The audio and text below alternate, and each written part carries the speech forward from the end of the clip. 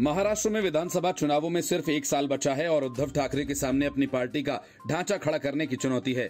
1 साल के अंदर पार्टी बना पाना आसान नहीं है, इसलिए सवाल उठ रहे हैं कि पार्टी बनाने और एक नए चुनाव चिन्ह के साथ चुनावी मैदान में उतरना जोखिम भरा हो सकता है। इस बीच बीजेपी विधायक नितेश राणे ने उद्धव ठाकरे गुट को लेकर एक बड़ा दावा किया। नितेश राणे ने दावा किया कि उद्धव ठाकरे गुट के उम्मीदवार आगामी लोकसभा और विधानसभा चुनाव एनसीपी के घड़ी चुनाव चिन्ह पर लड़ेंगे। नितेश राणे के इस दावे के बाद राजनीतिक चर्चाएं छिड़ गई हैं। इसका जवाब ठाकरे गुट के विधायक वैभव नाइक ने दिया। उन्होंने कहा कि उद्धव ठाकरे के लिए 1 साल में नई पार्टी बनाना संभव नहीं है। मूल रूप से ये उनका शरीर नहीं, आगामी चुनाव में किसी भी पार्टी का सिंबल नहीं होगा। इसलिए ये निश्चित सूचना है कि शिवसेना के उद्धव बाला साहब ठाकरे पार्टी के उम्मीदवार आगामी लोकसभा और विधानसभा चुनाव में घड़ी चुनाव चिन्ह पर चुनाव लड़ेंगे।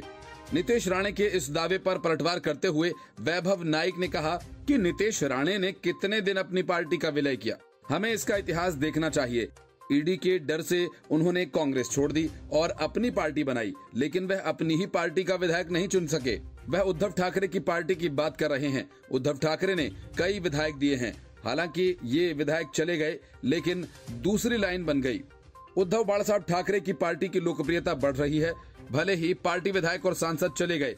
वैभव नाइक ने नितेश राणे को भी चुनौती दी और कहा कि इसलिए नितेश राणे को हमारे विधायकों और पार्टी की चिंता नहीं करनी चाहिए। आपको इस बात की चिंता करनी चाहिए आपको बीजेपी में अपना पद और मंत्री पद कैसे मिलेगा। भले ही हमारा चुनाव चिन्ह और नाम चला गया हो, लेकिन पार्टी का आकार दोगुना हो रहा है। राणे को अपने वरिष्ठों से चर्चा कर जल्द से जल्द चुनाव कराना चाहिए। Bureau report, news of India.